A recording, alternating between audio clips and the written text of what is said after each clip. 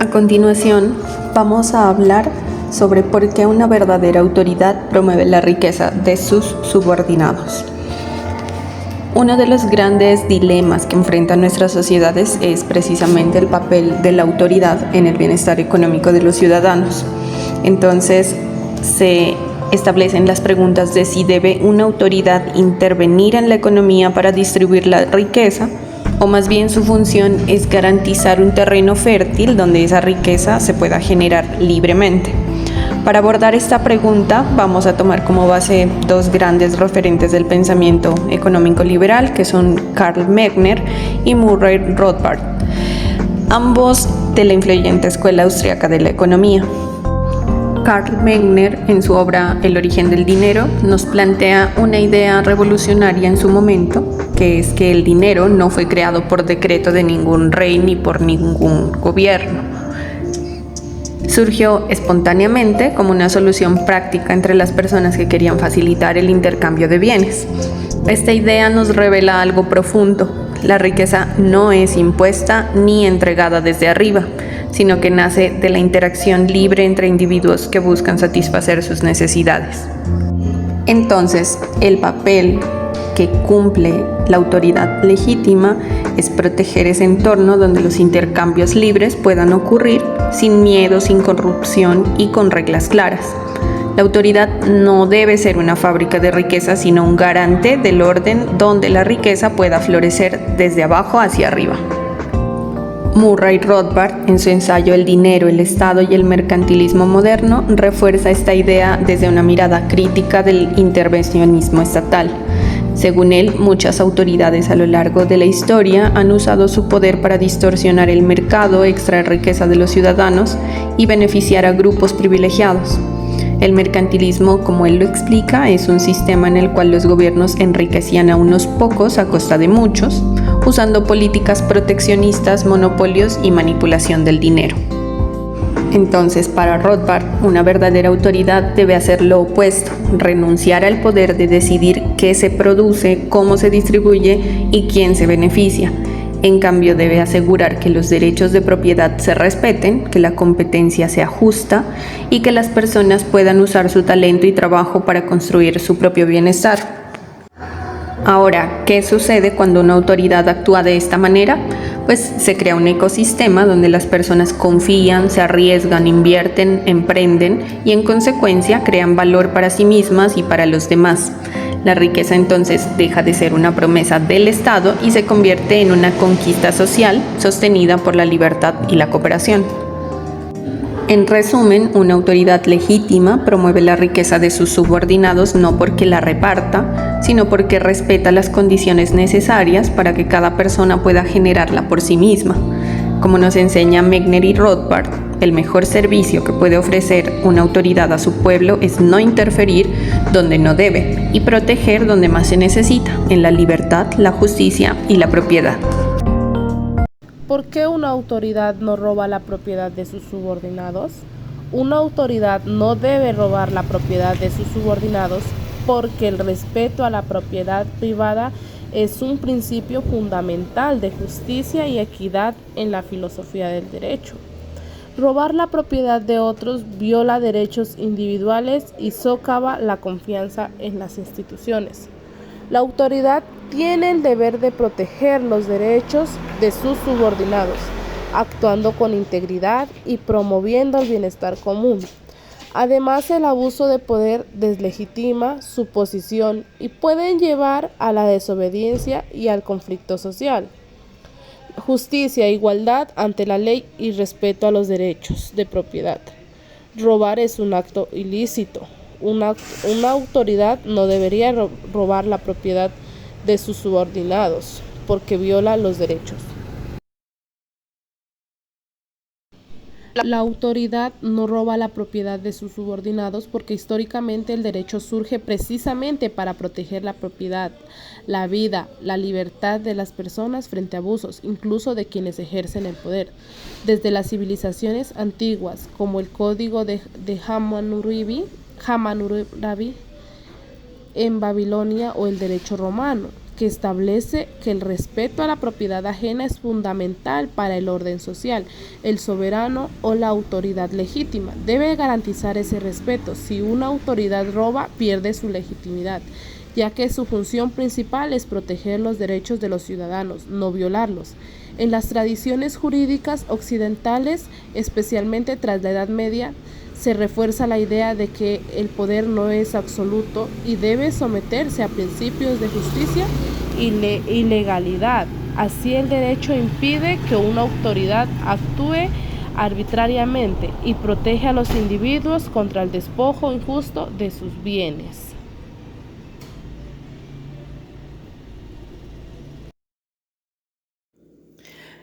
¿Por qué el concepto de impuesto es problemático desde el punto de vista ético-económico?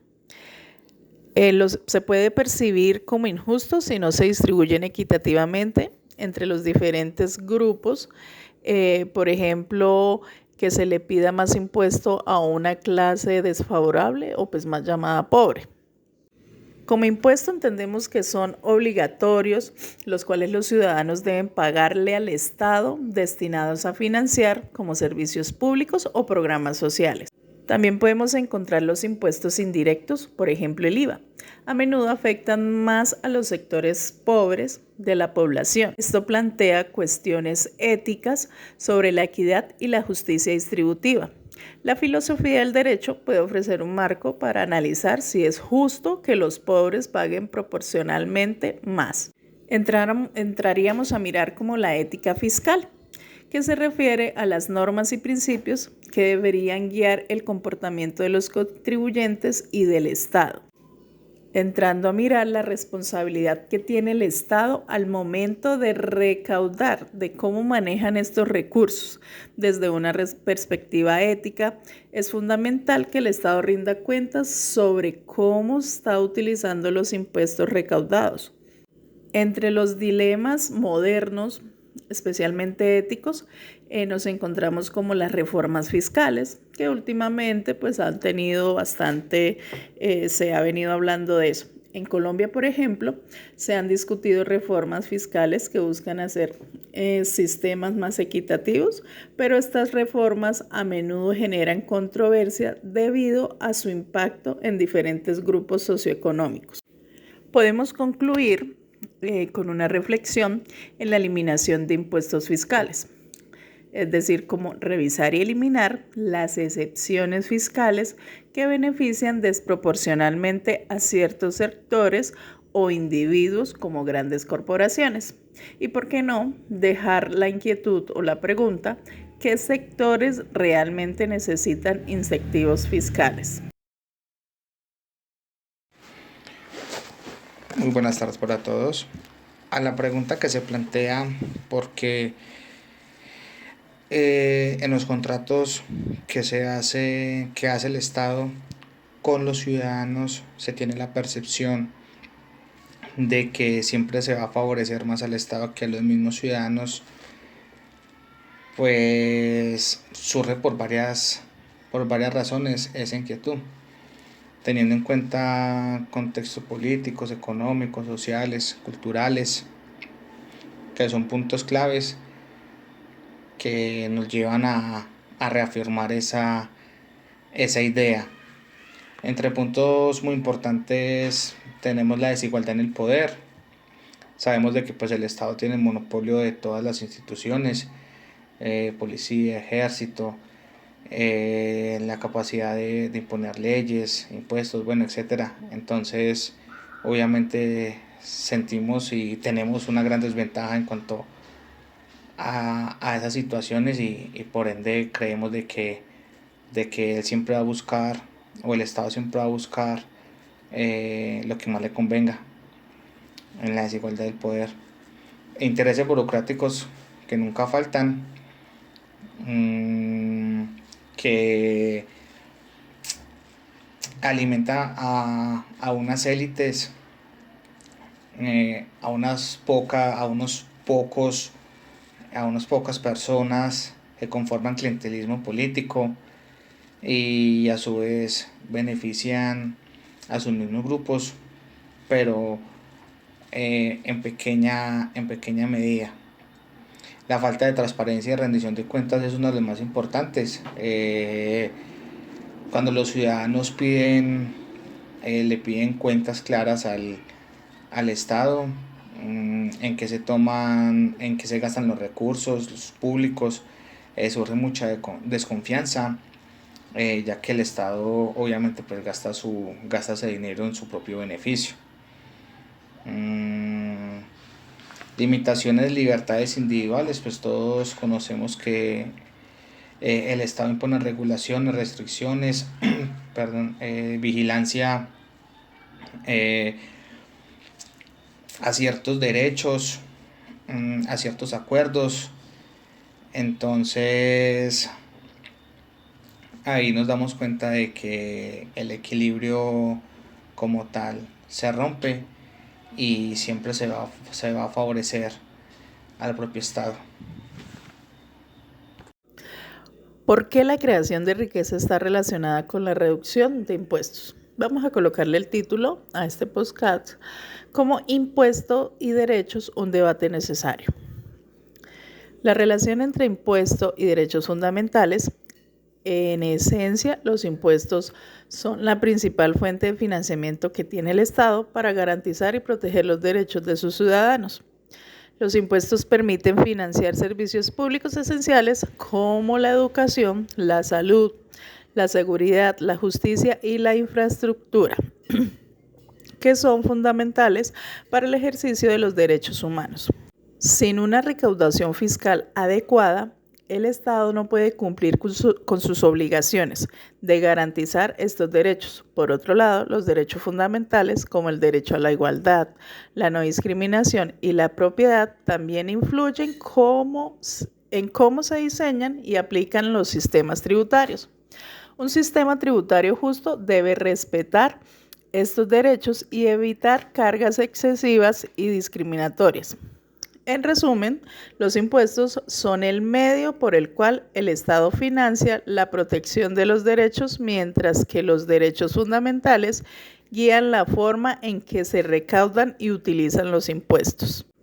En la historia, en Colombia, la lista del sistema impositivo es larga y compleja, marcada por numerosas reformas a lo largo del tiempo. En sus inicios, el sistema tributario se basaba principalmente en impuestos indirectos, como el IVA, y en impuestos sobre la renta de las empresas. Sin embargo, con el tiempo se han introducido reformas para ampliar la base gravable, mejorar la eficiencia en la recuperación y reducción de la evasión fiscal. Algunas de las reformas más importantes incluyen la creación de la Dirección de Impuestos de Aduanas Nacionales, más conocida como la DIAN, en 1992, la introducción del impuesto al valor agregado IVA en 1963 y las diversas reformas tributarias que se han implementado en las últimas décadas para ajustar las tasas impositivas y ampliar la base gravable y mejorar la equidad del sistema. Estas reformas han buscado modernizar el sistema tributario, hacerlo más progresivo y garantizar la sostenibilidad fiscal del país.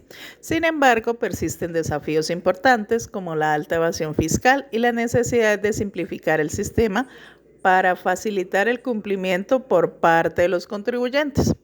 Además, pues no debemos olvidar toda la corrupción que existen y por eso pues hay un gran hueco fiscal. También podemos ver países que han reducido los impuestos y han tenido éxito. Encontramos Irlanda, que implementó el impuesto de sociedad del 12.5%, lo que contribuyó a un aumento significativo en la libertad económica y una notable reducción de la pobreza.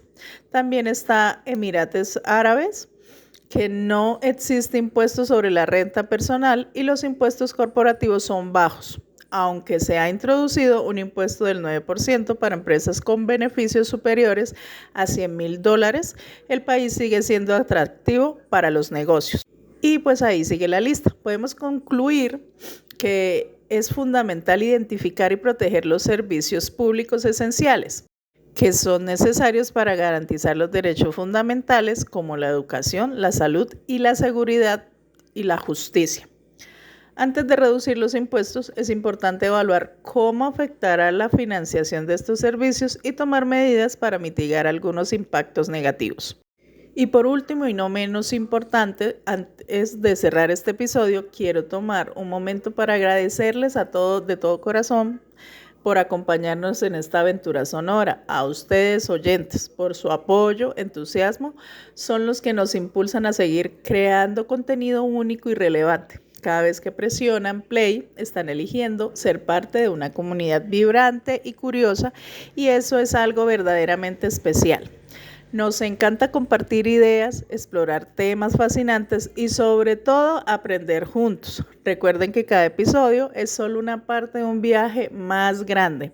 Así que no se pierdan lo que se viene, algo emocionante que seguramente les hará reflexionar y disfrutar aún más. Si les ha gustado lo que han escuchado hoy, no olviden compartirlo con sus amigos y dejarnos sus comentarios. Su retroalimentación es invaluable para nosotros y nos ayuda a mejorar cada día. Gracias por ser parte de esta gran familia de oyentes. Nos vemos en el próximo episodio. Hasta entonces, sigan curiosos y sigan escuchando. Quien los ha acompañado en esto, nuestra compañera Carolina, Dayana, Felipe y por supuesto Oliva, quien les habla y se despide con un fuerte y caluroso abrazo. Muchas gracias, oyentes.